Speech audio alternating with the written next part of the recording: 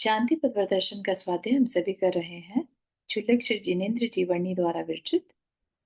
मंगलम भगवान वीरो मंगलम गौतमो गणी मंगलम कुंद कुंदाद्यो जैन धर्मोस्तु मंगलम। नमो अरिहंताणम नमो सिद्धाणम नमो आयर्याणम नमो उवज्जायाणम नमो लोये सर्वसाहूणम। पंच परमेष्ठी भगवान की जय। अगले 45 मिनट के लिए सभी प्रकार के पापों का त्याग करके सभी 9 बार नमोकार मंत्र पढ़ लें।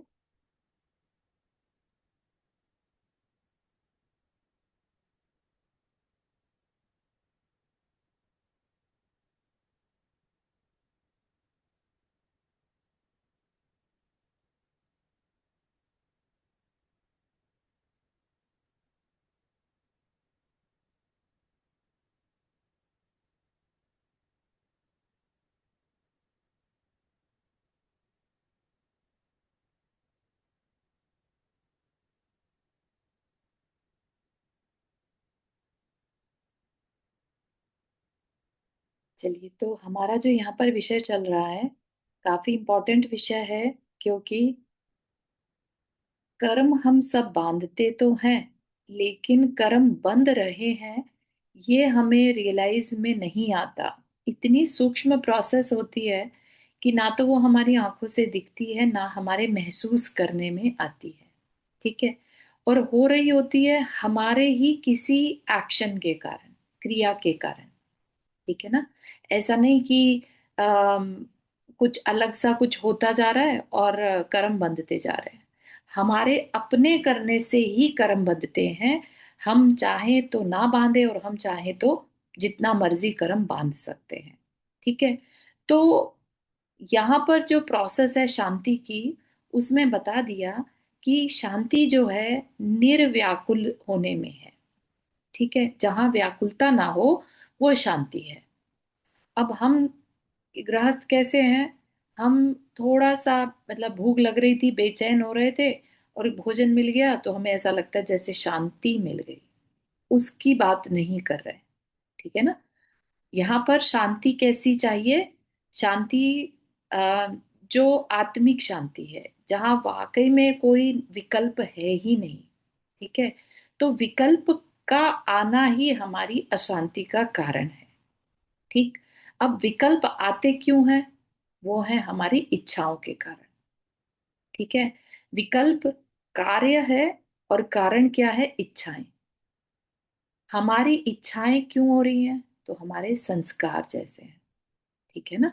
हमने जैसे संस्कार डाल लिए वैसी इच्छाएं होती हैं। एक साधु है जो बिना पंखे कूलर के रहते हैं।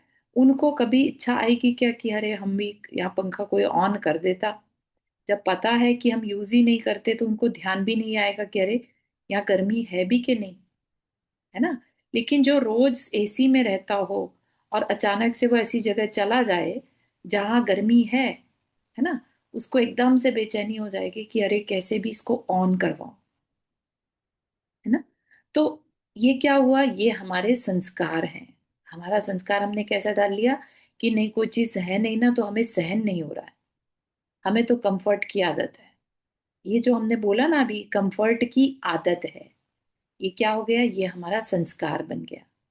अब जहां कंफर्ट नहीं है हम वहां कंफर्ट लाने की कोशिश करेंगे। है ना। और जहां कंफर्ट है तो उसको मेंटेन करने की कोशिश करेंगे। ठीक है ना।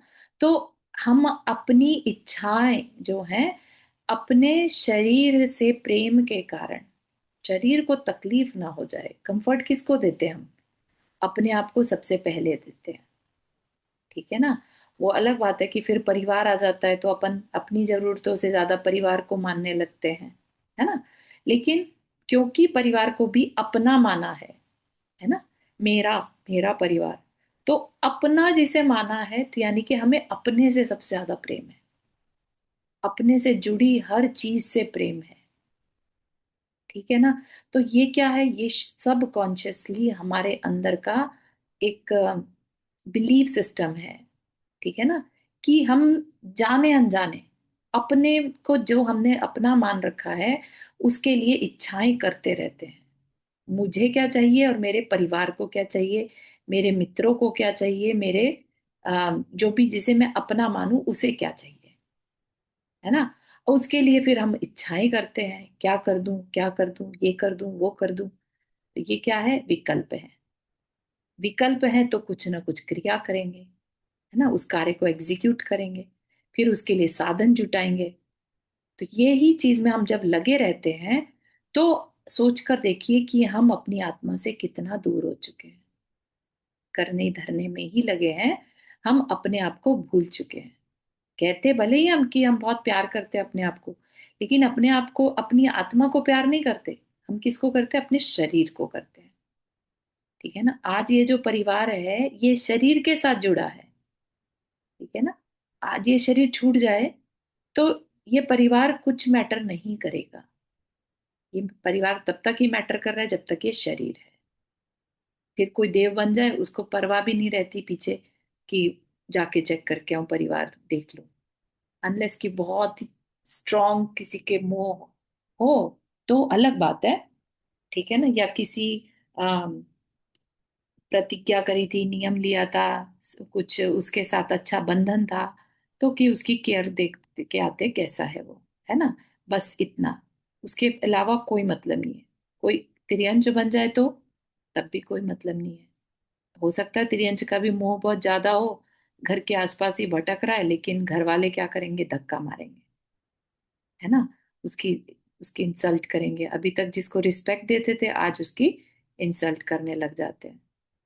तो ये जो व्यवस्थाएं हैं ये सिर्फ और सिर्फ हमें आध्यात्म को पढ़ने से समझ में आती हैं। ठीक है ना। तो हमें यह बता दिया गया कि जो कुछ भी हो रहा है, जो भी हमारी अशांति का कारण है वो इच्छा है। ठीक है। तो अब हमारी दो क्वेश्चन आ गए थे इच्छाओं को लेके, कि हमारी इच्छा अच्छी भी हो सकती है और बुरी भी हो सकती है। तो क्या हम अच्छी इच्छा करनी बंद कर दें क्या? ठीक है ना। तो कहा कि नहीं, अभी जिस भूमिका में हम हैं, हम अच्छा नहीं अच्छा हर समय नहीं कर पाते या अपनी आत्मा में नहीं रह पाते, तो अपने को अच्छे में लगाए रखो। ठीक है। लेकिन बुरे से बचते रहो, बस इतना ही हम कर सकते हैं। ठीक है। तो उसी की चर्चा आज की जाएगी। कितनी तरह की इच्छाएं होती हैं वो भी हमें डीपली जाकर देखना होगा। कई बार सिर्फ धर्म की इच्छा भी हमारे किसी कारण से हो रही होती है। ठीक है ना। तो उनको बताया जा रहा है। शायद हमने दो इच्छाएं पढ़ ली थी, है ना, लेकिन फिर भी एक बार और दोबारा रिपीट कर लेते हैं कि इच्छाएं किस किस तरह की इच्छाएं हो सकती हैं। हम धार्मिक क्रिया तो कर रहे हैं, धार्मिक करनी चाहिए, सभी कहते हैं, हम भी कर रहे हैं। लेकिन उन क्रियाओं के पीछे, धार्मिक क्रियाओं के पीछे हमारी भावना क्या है, उस हिसाब से उस कर्म का फल मिलता है। ठीक है। फॉर एग्जाम्पल यहाँ पर बहुत सारी तरह की एग्जाम्पल्स दिए हैं कि अगर मुझे कुछ चाहिए हो, स्थूल भोग चाहिए थे। स्थूल भोग मतलब, भोग क्या होते हैं, इंद्रिय भोग को ही भोग कहा जाता है। ठीक है। अच्छी लग्जरी गाड़ी मिल जाए, अच्छा घर मिल जाए, है ना, अच्छी संपदा मिल जाए, सुंदर स्त्रियां मिल जाए, आज्ञाकारी पुत्र सेवक ये सब मिल जाए, इसके लिए, इसको पाने के लिए धर्म करना। ठीक है ना। याद होगा, जैसे रावण ने किया था। उसने क्या किया था, रावण ने राम को, राम पर विजय पाने के लिए अष्टानिका पर्व में शांतिनाथ विधान और पूजा, शांतिनाथ भगवान की पूजा की थी। ठीक है ना। फिर भी नरक चला गया। पूजा करने के बाद, इतनी भक्ति से पूजा करने के बाद भी कोई नरक जा सकता है? जा सकता है, क्योंकि उस पूजा को अगर वो बिना इच्छा के करता, बिना इस अभिप्राय के कि मेरे शत्रु की हार हो जाए, ठीक है ना, मुझे युद्ध में विजय मिले, इस भावना से उसने किया था, इसलिए उसको अम, फल अच्छा नहीं मिला। सिद्धि तो मिल गई लेकिन फल अच्छा नहीं मिला। ठीक है ना।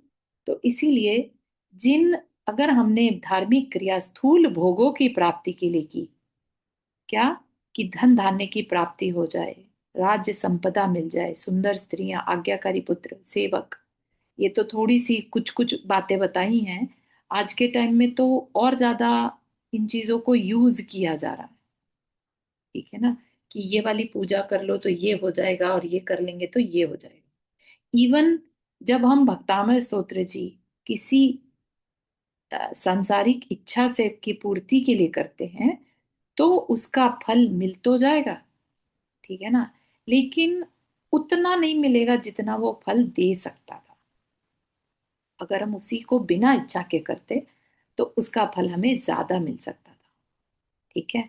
तो यहाँ पर वही कह रहे हैं कि भगवान को खुश करने के लिए, कि मुझ पे खुश होकर मुझे संपदा दे देंगे, मुझे मुकदमे में जिता देंगे, परीक्षा में सफल कर देंगे, शत्रु पर विजय करा देंगे इत्यादि, इस प्रकार की इच्छाएं रखकर पूजा करना, छत्र चढ़ाना, बोलत कबूलत करना आदि अनेकों ऐसी स्थूल क्रियाएं होती हैं जिनमें कि उनके अंतरंग की इच्छाएं स्पष्ट प्रकट हो जाती हैं। ठीक है। लेकिन अब यहाँ पर यह भी बात है कि अगर हम अ, तो ऐसे तो जो बोलते हैं कि मैना सुंदरी ने जो किया तो फिर वो गलत होगा क्या? ठीक है ना। तो इस तरह की जो वर्णन है वो हमारे शास्त्रों में आते हैं, जहां पर कि कुछ पाने के लिए भगवान की पूजा भक्ति की जाती है। ठीक है। तो जिसका जैसा अभिप्राय होगा, स्थूल भोगों की प्राप्ति का अभिप्राय, एक तो लाइफ अच्छी खासी चल रही है और बस बैठे बिठाए हमें और चाहिए, और चाहिए इसलिए कर रहे हैं, वो क्या है? लोभ लालच के वशीभूत होकर करना। एक है अपने दुख की दूर करने के लिए। ठीक है ना। तो दुख को दूर करने के लिए भक्ति करने की मनाही नहीं है, उसमें कोई मिथ्यात्व का दोष नहीं है, बल्कि ये कहा गया है कि अगर दुख तुम्हारा वीतरागी भगवान की पूजा से दूर नहीं होगा तो तुम दूर तो करोगे। इंसान है, दुख सहन नहीं होता है, तो फिर वो मिथ्यात्व में पड़ सकता है। तो इट इज बेटर कि फिर वीतरागी भगवान की पूजा, व्रत उपवास करके काम चला लो। ठीक है ना। ज्यादा फल मिल सकता था अगर निष्काम करते, अब जो है जितना तुमने मांगा उतना मिल जाएगा। ठीक है ना। तो ये चीज को ध्यान में रखना और इस पे अननेसेसरी लॉजिक्स नहीं लगाना। ठीक है। एक अगली इच्छा क्या है? इस भव संबंधी तो नहीं है कि मुझे कुछ मिल जाए, लेकिन अगले भव संबंधी भोगों का अभिप्राय अंतरंग में छिपा रहता है। कई लोग इसलिए पूजा व्रत आदि नियम ले लेते हैं कि आगे चलकर देव आयु का बंध होगा। ठीक है ना। एटलीस्ट हम तिर्यंच और नरगति से बच जाएंगे। कई बार साधु जो अपने प्रवचनों में भी इस चीज की इस चीज को भय दिखाकर यूज करा जाता है। ठीक है ना। अगर हम इष्टोपदेश भी पढ़ें, ठीक है ना, उसमें गाथा आती है कि अगर तुम मोक्ष का प्रयास करोगे तो स्वर्ग सुख तो अपने आप मिल जाएगा, ये बताया जाता है उसमें। ठीक है ना। तो फिर मोक्ष सुख कैसा होता है? तो मोक्ष सुख ऐसा होता है जिसको कि मोक्ष सुख नहीं, सॉरी, स्वर्ग सुख कैसा होता है? क्यों चाहे हम स्वर्ग सुख? तो कहा वो इतना अच्छा होता है कि उसकी बराबरी संसार की किसी वस्तु से पॉसिबल ही नहीं है। ठीक है ना। ये क्या है? ये एक तरह का अंदर में लालच कह लीजिए, या एटलीस्ट अवेयरनेस क्रिएट की जा रही है कि देव गति में इतने सुख हैं तो तुम क्यों नहीं थोड़ी सी मेहनत कर लेते? ठीक है ना। बल्कि वहां तो मोक्ष सुख की मेहनत के लिए कहा जा रहा है, और मोक्ष सुख की मेहनत करके नहीं भी हुआ, पंचम काल है, मोक्ष नहीं हो सकता, तो भी स्वर्ग सुख तो मिल ही जाएगा। ठीक है ना। तो आचार्य उसको यूज करते हैं, लेकिन हम सिर्फ स्वर्ग सुख के ही बारे में सोचें तो वो गड़बड़ हो जाती है। ठीक है। तो कहा कि अगर अगले भव संबंधी भोगों का अभिप्राय अंतरंग में छिपा हो तो ये भी कोई बहुत अच्छी इच्छा नहीं है। उसका रूप कुछ इस ढंग का है। क्या? तिर्यंच व नरक गति तो बड़ी दुखदाई है, वहां तो धर्म कर्म भी होना बहुत कठिन है। किसी प्रकार देव गति मिले तो अच्छा, या भोग भूमि मिल जाए तो भी चलेगा, है ना। वहां सुख है, सर्व अनुकूल है, कोई चिंता नहीं, जीवन सुखपूर्वक बीतेगा इत्यादि। इस प्रयोजन की सिद्धि क्योंकि व्रत, उपवास, पूजा, प्रभावना, पात्र दान आदि के द्वारा बताई गई हैं, अतः ये क्रियाएं मुझे इष्ट हैं। किस लिए इष्ट है? कि पात्र दान करोगे तो भोग भूमि मिलेगी, व्रत उपवास करोगे तो देव भूमि देवायु मिलेगी, ऐसा सोचकर नहीं करना। ठीक है। इस अभिप्राय पूर्वक अधिक अधिक भक्ति, तप, दान आदि क्रियाएं करता है।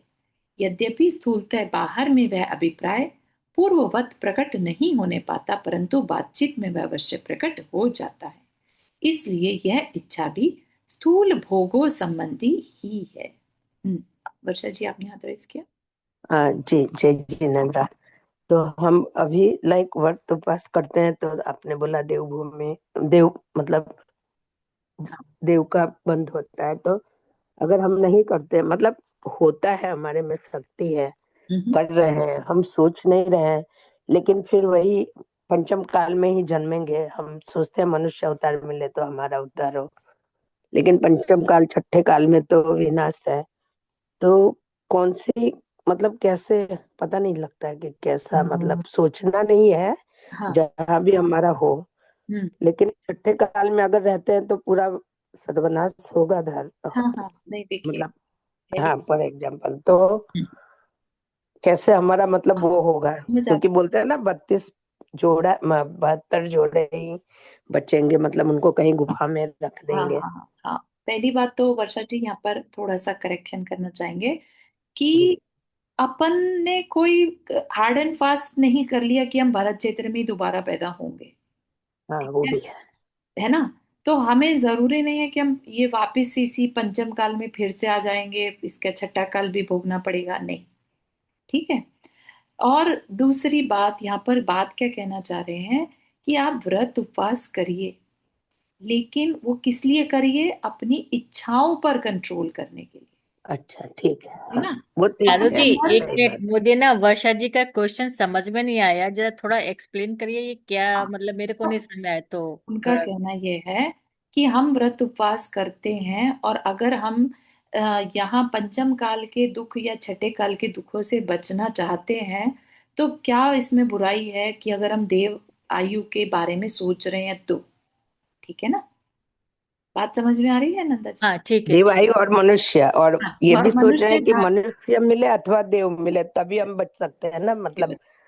ठीक है ना? वही। तो यहाँ पर पहली करेक्शन तो ये है कि हमारा कोई भी पता नहीं है कि आगे हम किस क्षेत्र में या किस जगह पर जाएंगे। ठीक जी। है ना? देवों में भी चार प्रकार के देव होते हैं। राइट, कहीं भी जा सकते हैं, सबकी आयु अपने अपने हिसाब से है। मनुष्य ढाई द्वीप में कहीं पर भी हो सकते हैं, हम कहीं पर भी जा सकते हैं।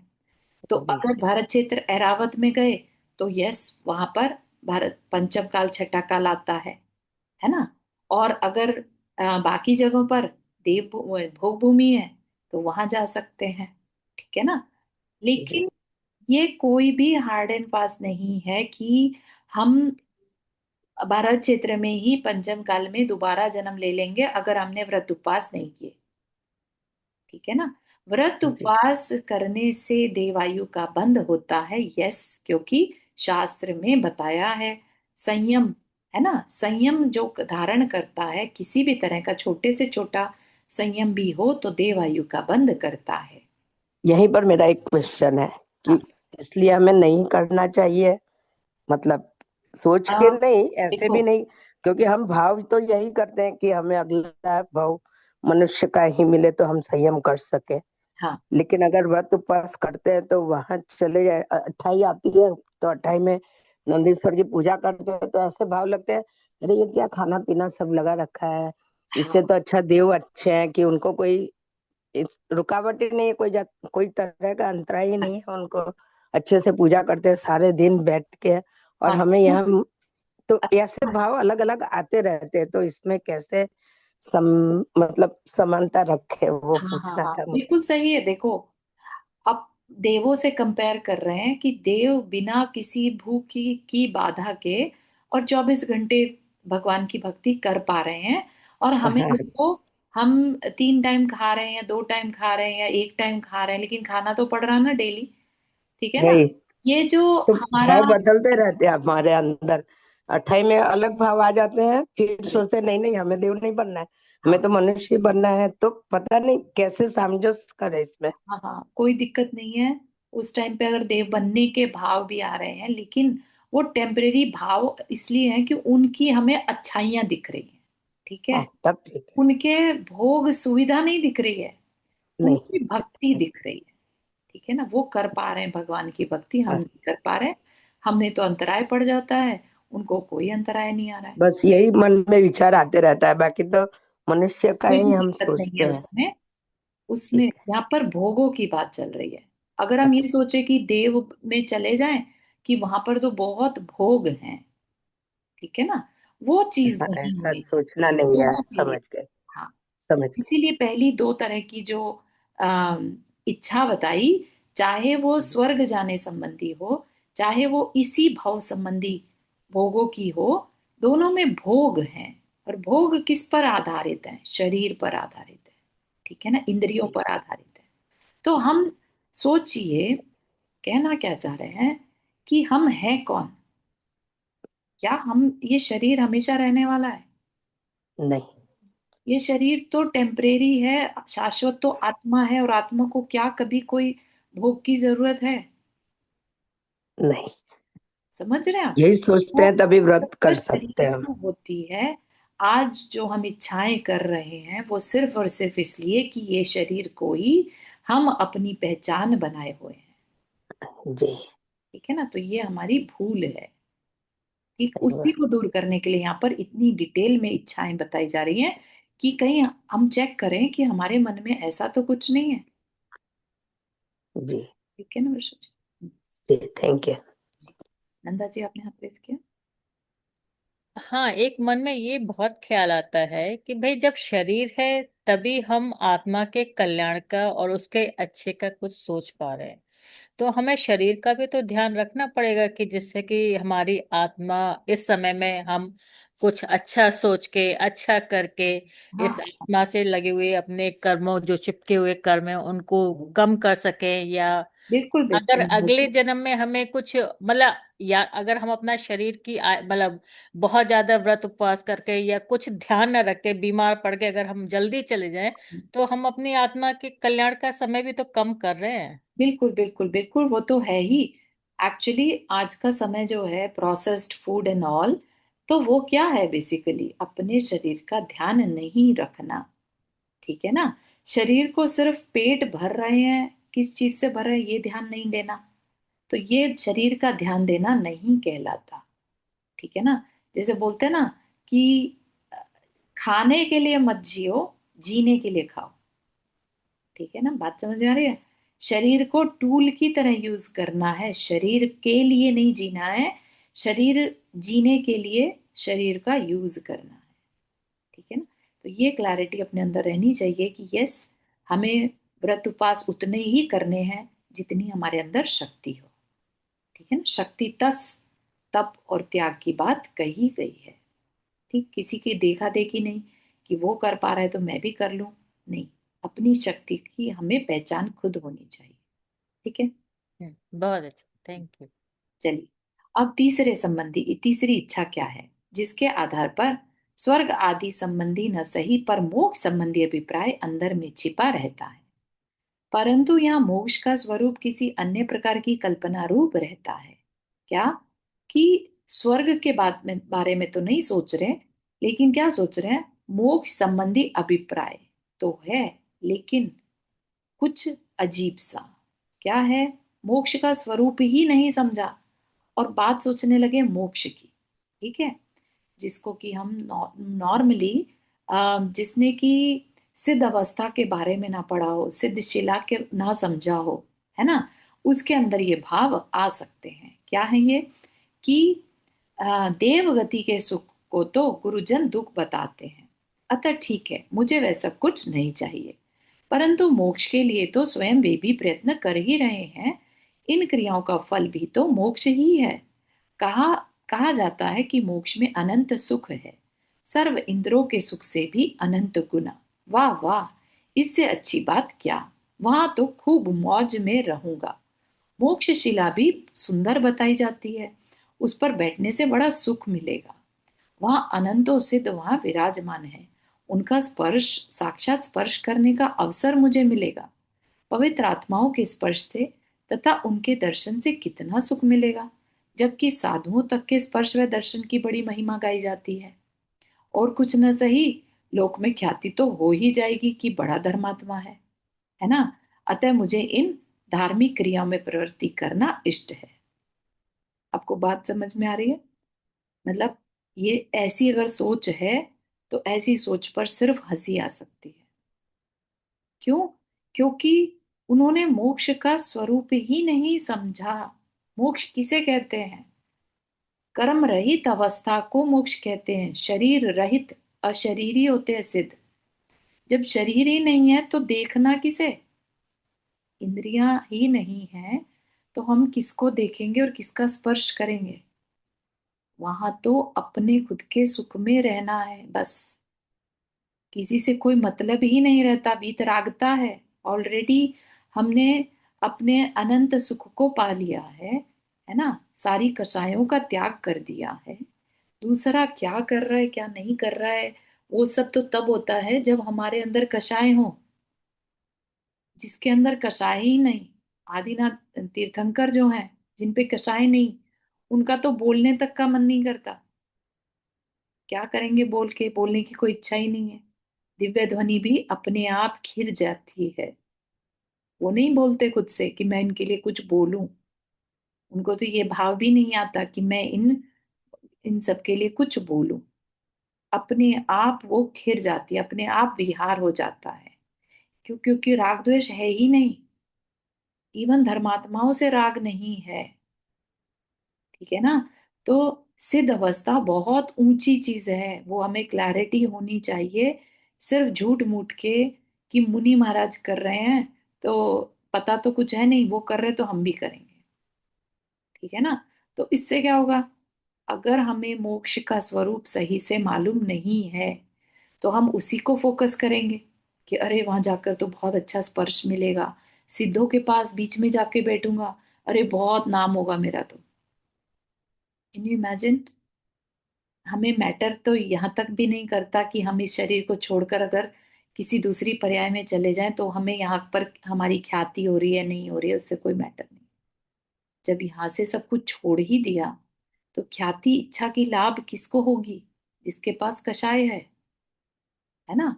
तो अगर ऐसे भाव आ रहे हैं अंदर में कि मैं सिद्ध बन जाऊं तो मेरा बहुत नाम हो जाएगा, ख्याति होगी, तो समझ सकते हैं कि कितनी तीव्र कषाय है। ठीक है ना। और उस भाव को मन में रखकर अगर हम धर्म भी करेंगे तो कोई खास फर्क नहीं मिलेगा। ठीक है ना। तो यह अभिप्राय भी वचनों पर से जाना जा सकता है जो कि स्थूल है। यद्यपि साधारणतः देखने पर भोग अभिलाषा प्रतीत नहीं होती, है ना, परंतु यह भी भोग अभिलाषा की कोटि में ही है। कैसे भोग अभिलाषा है? भोग किसे कहेंगे? इंद्रिय सुख को, है ना। और यहाँ पर क्या? अरे शिला बहुत सुंदर होती है सुना है, अरे सिद्धों का स्पर्श मिलेगा, है ना। तो ये क्या है? स्पर्श की जहां बात आ रही है तो वो भी भोग ही तो है। डिफरेंट टाइप के भोग हैं, शरीर से संबंधित ही तो हैं। ठीक है ना। तो मोक्ष सुख से अनभिज्ञ केवल शिला स्पर्श, सिद्धों का संपर्क और उनका स्पर्श भी इंद्रिय सुख ही है, अतीन्द्रिय नहीं। ठीक है। कितनी गूढ़ तरीके से बात को सोचा हुआ है यहाँ पर। चौथी इच्छा वह है जिसके अंतर्गत विदेह क्षेत्र में जाकर सीमंदर प्रभु के दर्शन का अभिप्राय छिपा है ना। कई बार अपने मन में भी आ जाता है ख्याल कि हम भी इतनी तपस्या कर लें कि विदेह क्षेत्र जाकर साक्षात तीर्थंकर के दर्शन करें। क्या ऐसी इच्छा करना गलत है? ठीक है ना। तो कहा कि उसका रूप कुछ ऐसा है। ये क्या भाव होते हैं? कि पुण्य करने से मैं देवगति में जाऊंगा और वहां से प्रभु के दर्शन करने जाऊंगा, है ना। सीधा जा सके तो बहुत अच्छी बात है, नहीं तो पहले देवगति में जाऊं और फिर वहां से प्रभु के दर्शन करने जाऊं साक्षात समोसरण के। ठीक है। अथवा यहाँ से सीधा विदेह क्षेत्र में उत्पन्न हो जाऊं। ऐसा भी कई लोगों के अंदर भाव रहता है, प्रभु के दर्शन करके सम्यक प्राप्त करूंगा और फिर मोक्ष। परंतु यहाँ पर भी मोक्ष का स्वरूप पहला ही रहा, और सिमंदर प्रभु के दर्शनों में भी उसी जाति के किसी सुख की कल्पना रही, या रही कोरी भावुकता। भावुकता क्यों कहा? क्योंकि जो मोक्ष सुख है, ठीक है, जो आत्मा का सुख है, वो किसी के पाने से नहीं होगा, सब कुछ छोड़ने से होगा। और यहाँ पर इच्छा की जा रही है, मुझे सिमंदर स्वामी के दर्शन मिल जाए। मिलना क्या है? कुछ पाना है, ठीक है ना। और हमें बात की जा रही है कर्मों को छोड़ने की, ठीक है ना। तो इच्छा निरोध तपा, इच्छा से बाहर निकलना है। सो भी तीसरी इच्छा के समान ही यह वाचना लाभ से प्रकट हो जाती है। पहले वाली में था सिद्धों के दर्शन होंगे, यहाँ पर किसके दर्शन करके अच्छा लग रहा है? तीर्थंकर भगवान के दर्शन करके, ठीक है ना। लेकिन क्या हम तीर्थंकर भगवान के दर्शन अपने कल्याण के लिए करना चाह रहे हैं, या इसलिए कि बस मुझे अच्छा लग रहा है? समोशरण के दर्शन कैसे होते होंगे, कैसा होता होगा समोशरण? क्यूरोसिटी, आउट ऑफ क्यूरोसिटी, ठीक है ना। नंदा जी, आपने हाथ रेस किया। हाँ, एक सवाल मेरे को ये आता है कि भाई हमारी ना तो इतनी शक्ति है, ना इतनी, मतलब हम इतना तप कर सकते कि मोक्ष की हम कामना भी कर सकें। क्योंकि अगर पहली बात तो हमारे अंदर इच्छाएं हैं अभी, हमारी आत्मा से भी बहुत कर्म जुड़े हुए हैं और जुड़ते भी जा रहे हैं, तो वो तो हमें मिलने से रहा। तो क्यों ना हम इसी चौथे वाले में ही चले जाएं, जिससे कि भगवान के समोशरण में बैठ के उनके प्रवचन सुन के हमारे मन में क्लैरिटी आ जाए, जिससे कि हम आगे का कुछ अच्छा कर सकें। हम्म, तो इस तरह का सोचने में क्या बुराई है अभी इस हालत में जो हम हैं अभी जहाँ पर। हाँ, आपका आंसर एक बार पांचवी इच्छा और देख लें, फिर अगर स्टिल ठीक है, क्वेश्चन ठीक है। रहेगा तो फिर करते हैं। पांचवी इच्छा है सच्चे मोक्ष की इच्छा, जिसका रूप कुछ इस प्रकार का है। मुझे केवल शांति चाहिए और कुछ नहीं। मुझे मोक्ष शिला लेकर क्या करना है? दूसरे सिद्धों से मेरा क्या प्रयोजन सिद्ध होगा? अतः मेरे हृदय में उस लोक शिखर वाले सिद्ध लोक के प्रति कोई आकर्षण नहीं। यह ठीक है कि वहां ही जाना होगा, परंतु इसकी कोई महत्ता नहीं। नरक लोक में जाकर भी यदि शांति रहती हो, तो वह भी मेरे लिए मोक्ष है। और कहीं जाने की मुझे क्या आवश्यकता? मुझे तो यहाँ ही शांति वर्तती है, यही मेरी मोक्ष है। कुछ कमी है, पूरी हो जाएगी। ये धार्मिक क्रियाएं शांति की दृष्टि में कुछ प्रयोजनीय नहीं है। जो कुछ भी इनका फल बताया जाता हो, पर मेरे लिए इनका कोई फल नहीं। जो इनका फल धन प्राप्ति, धन आदि की प्राप्ति है, वो मुझे चाहिए नहीं। वर्तमान में साक्षात विकल्पात्मक होने से ये क्रियाएं स्वयं अशांति रूप हैं। भले ही कुछ शांति रूप हो, पर वह शांति नहीं जो निर्विकल्प समाधि में होती है। परंतु फिर भी जब समाधि में स्थिर न रह सकूं, तब क्या करूं? अशांति में तो जाना ही होगा। कहीं भोग आदि की प्रवाह में हो गया, बह गया, तो गजब हो जाएगा, सब कमाई लुट जाएगी। अतः सारा जाता देखिए तो आधा लीजिए बांट। उस उक्ति के अनुसार चलो, इन्हीं क्रियाओं में मन को उलझा दो, इत्यादि प्रकार से इन क्रियाओं में प्रवृत्ति करता है। यद्यपि यह प्रवृत्ति सच्ची है, या किसी भी रूप में भोगों की अभिलाषा की रेखा दिखाई नहीं देती। क्या? किस लिए कर रहे हैं? क्लैरिटी के साथ। धार्मिक क्रियाएं भी कर रहे हैं तो क्लैरिटी के साथ, ठीक है। क्या कह के क्या अभिप्राय है? कि मुझे किसी भी प्रकार शांति, शीघ्र शांति मिले, इतनी तो व्यग्रता है ही। बस इसीलिए अत्यंत सूक्ष्म भी यह इच्छा ही तो है, ठीक है ना। मुझे शांति मिले, ये भी तो एक इच्छा ही है। लेकिन अब सिद्धांत लागू कीजिए, क्योंकि पांचों में ही कोई ना कोई इच्छा है, अतः सब धार्मिक क्रियाएं अपराध हैं। इतनी विशेषता है कि नंबर 1 से लेकर नंबर 4 तक की इच्छाएं तो भोग अभिलाष संबंधी होने के कारण अशुभ हैं, अनिष्ट हैं। इसलिए उन इच्छाओं पूर्वक की गई वे क्रियाएं बड़ा अपराध है। परंतु नंबर 5 की इच्छा अत्यंत सूक्ष्म व भोग अभिलाष से निरपेक्ष होने के कारण तथा उस इच्छा का भी अंतरंग में निषेध वर्तते रहने के कारण शुभ है तथा इष्ट है। अंतरंग में निषेध, ध्यान रखिएगा। उस सूक्ष्म इच्छा के साथ वर्तने वाली क्रियाएं शांति में इतनी बाधक नहीं पड़ेंगी जितने की पहली चार, बल्कि साधक की भोग अभिलाषा में उलझने से रक्षा करने के कारण कुछ सहायक ही रहेंगी। अतः इस दशा में वे क्रियाएं कथनचित इष्ट हैं, परंतु सिद्धांत बाधित नहीं होना चाहिए। जितनी कुछ भी इच्छा है उतना अपराध ही है। अतः यह पांचवी भी है अपराध ही, आश्रव ही। ठीक है। अभिनंदा जी, आपका मिला आंसर? बहुत ही अच्छा लिखा है कि अगर शांति, जब वो परम शांति जिसके अंदर आ गई हम्म। तो नरक भी सिद्धशिला बन जाएगी। गुड। बहुत ही अच्छी लाइन लिखी है। गुड। तो उस शांति अगर वो शांति आ गई तो फिर हर जगह ही सुख जगह ही। मैटर नहीं कर रही है ना, शांति मैटर कर रही है इसके हाँ लिए। हाँ हाँ हम ये हाँ, सोचे। बहुत ही अच्छा लिखा है। बढ़िया। गुड। चलिए।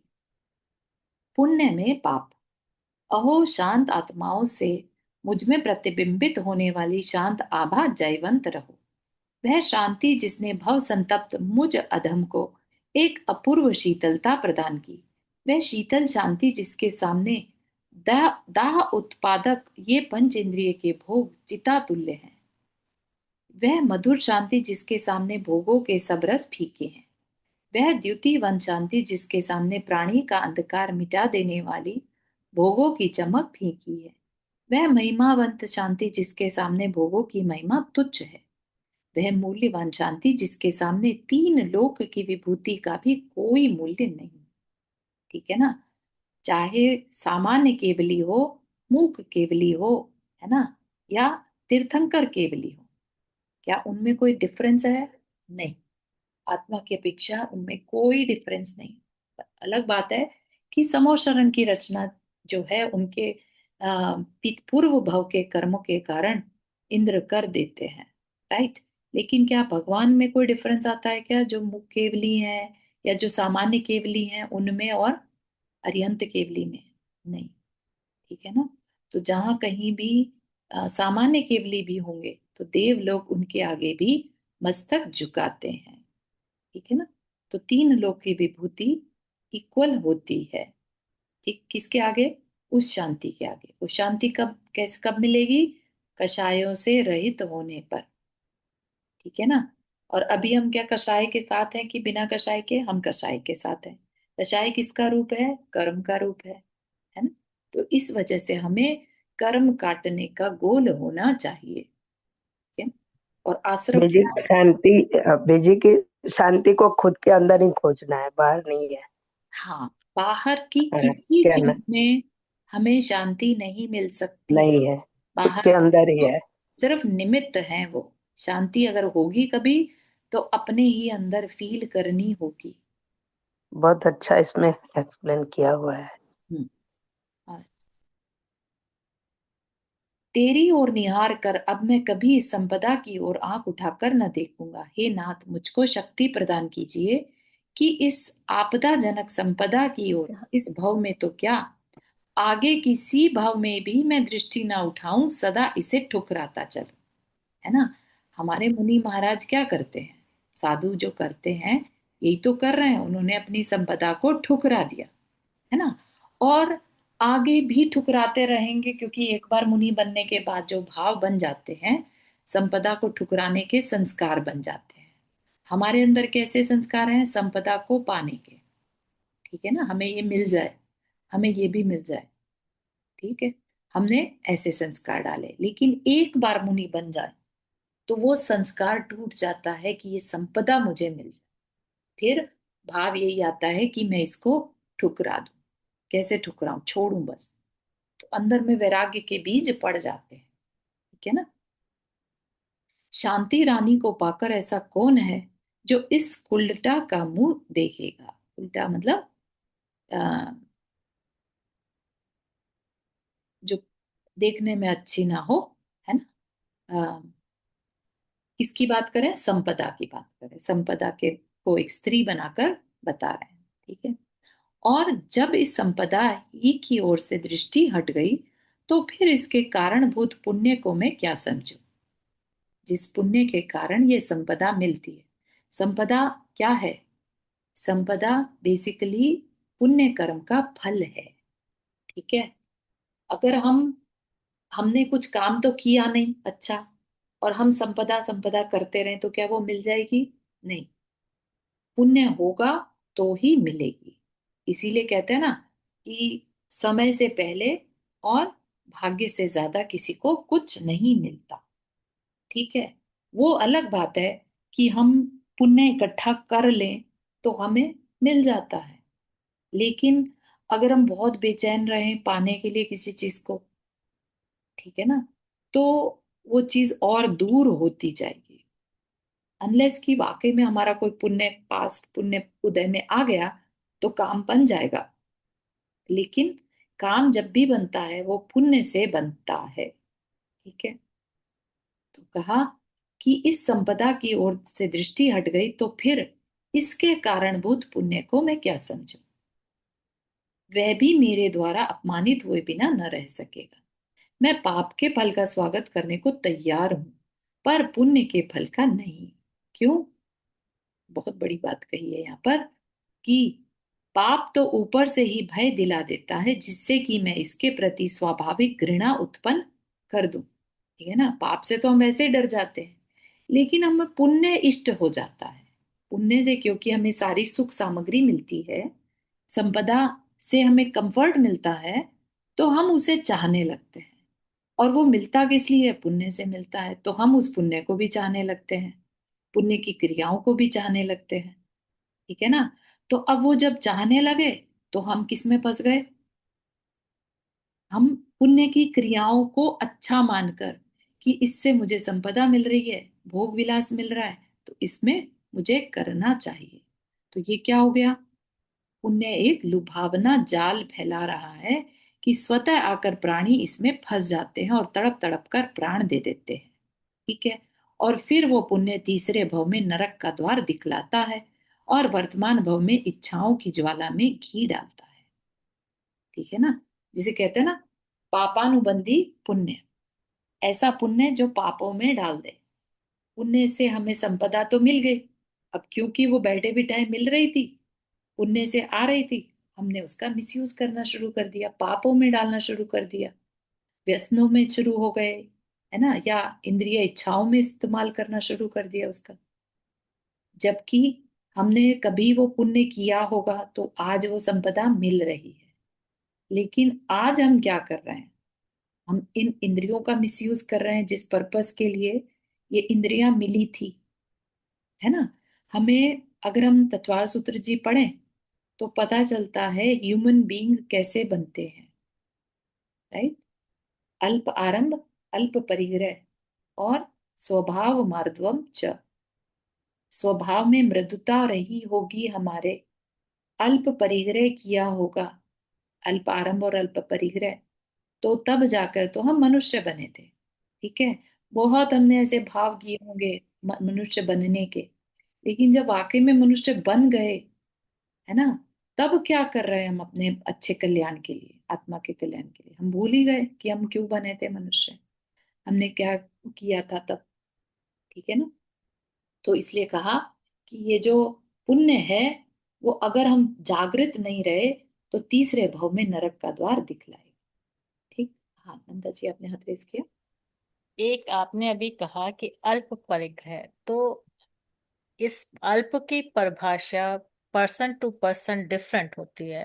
हाँ, किसी के लिए 5 जोड़ी 5 बर्तन बहुत होते हैं, किसी के लिए 50 भी कम पड़ जाते हैं। तो क्या क्या अल्प परिग्रह की क्या परिभाषा समझनी चाहिए हमें? मिनिमलिस्ट कहते हैं ना जिसे। अब आप देख सकते हैं मिनिमलिस्ट इन रियलिटी तो किसी को चाहिए तो कपड़ा, सिंपल घर हो, राइट, खाने के लिए नॉर्मल खाना हो, एक टाइम दो टाइम जो भी, और जो कपड़े हैं वो 2 जोड़ी 3 जोड़ी इतने बहुत रहते हैं, राइट। अगर आप कह रहे हैं कि किसी के लिए 50 जोड़ी, तो ठीक है, उसका थोड़ा सा और अल्प परिग्रह से थोड़ा बढ़ गया, लेकिन स्टिल अल्प है, क्योंकि उसने लिमिट बना रखी है। ठीक है ना, जिसकी लिमिट नहीं है उसको कहा जाएगा बहुपरिग्रह बहुआराम। ठीक है ना, इसीलिए मतलब अपन ने कहीं पर भी जाके लिमिट बना लो। लिमिट कर। और इस तरह से भी बना सकते हैं कि ठीक है, 1 साल तक अब मैं कुछ और नहीं, नया नहीं खरीदूंगा। हाँ, वो भी इस अल्प तरह। परिग्रह में आएगा कि हम कहीं ना कहीं अपने परिग्रह पर रोक लगा रहे ठीक है। एक और सवाल है, वो इससे रिलेटेड नहीं है, हैं। कि कभी कभी जैसे हमने कोई नियम लिया है, तो जैसे मैंने अभी 21 दिन का चीनी छोड़ का नियम लिया है। मिठाई नहीं खाना, मतलब जिसमें भी चीनी पड़ी है वो नहीं खाना है। तो अब जैसे बाजार के चिप्स होते हैं, अब कौन एज्यूम करेगा कि बाजार चिप्स में भी मीठा है? तो आज मैंने बाय चांस चेक किया कि नहीं उसमें हो भी सकता, मीठा डाला है। एडेड शुगर जहां पर भी है ना, फिर आपको उस पर ध्यान रखना। हाँ, तो मतलब वैसे तो यूजुअली चिप्स में होता नहीं, अगर वो गलती से खा लिया है तो उसका कैसे, मतलब क्या करना चाहिए इस ऐसे परिस्थिति में? हम्म, एक जाप कर सकते हैं, क्योंकि प्रैक्टिस के लिए कर रहे हैं आप, राइट? तो अब नेक्स्ट टाइम आप अवेयर हो गए, आपको पता नहीं था, राइट? तो एक जाप, नमोकार मंत्र की एक जाप कर सकते हैं। ठीक है। चलिए, आज के लिए फिर इतना ही रखते हैं अभी। जय जिनेन्द्र। हाँ जी जी। नंदा जी से मैं एक चीज पूछना चाहूंगी कि ये जो चिप्स का आपने कहा कि उसमें एडिड शुगर लिखी हुई है चिप्स में। मैंने मतलब इंग्रेडिएंट देख रही थी तो उसमें शुगर भी लिखा हुआ था, तो मतलब नहीं तो चिप्स में कैसे इंग्रेडिएंट, वो तो चिप्स ही है बस, वो तले हुए तो उसमें वही तो, ingredient- वो जो मसाला बनाया उसमें उन्होंने कुछ ओके। होता है कहीं। वैसे क्योंकि मैं इसलिए पूछ रही हूँ, वैसे मैं तो खैर फिर बाजार का नियम पूरा ही ले लेती हूँ, और मीठे का भी और बाजार का भी, लेकिन मैंने थोड़ा सेफ्टी के लिए अपने लिए पूछना चाह रही हूँ कि कहीं कभी हम भी मीठा कोई चीज छोड़े तो चिप्स नहीं खाने। इट मतलब मीन्स। वही ना, हर ब्रांड के अलग होते हैं। अब ये वाला जो पैकेट था इसमें मीठा था, तो मैं अच्छा, अगर, आप ना मुझे लिख के भेजना कौन हाँ सा मैं पैकेट फोटो था। खींच के भेज दूंगी आप फोटो आपको। खींच के भेजना, थैंक यू। हाँ। तो ठीक ये है। तो मैं ये सबके, ऑनियन पाउडर वगैरह रहता है तो पढ़ना ही पड़ता है, हालत नहीं बिना चिप्स ऐसा है, वगैरह वैसे मैं जनरली हाँ, अलग हम्म। अलग 99% मैं बिना पढ़े इंग्रेडिएंट नहीं लेती, लेकिन ये हाँ, चीज तो आज नहीं पता लगी कि चिप्स में भी मीठा। हाँ जी। मतलब ये तो हाँ, आगे हम्म। से ध्यान रखेंगे ना, तो आप प्लीज भेजना। अच्छा। वो हाँ, मसाला जो लेते हैं उसमें भी सब कुछ पड़ता है।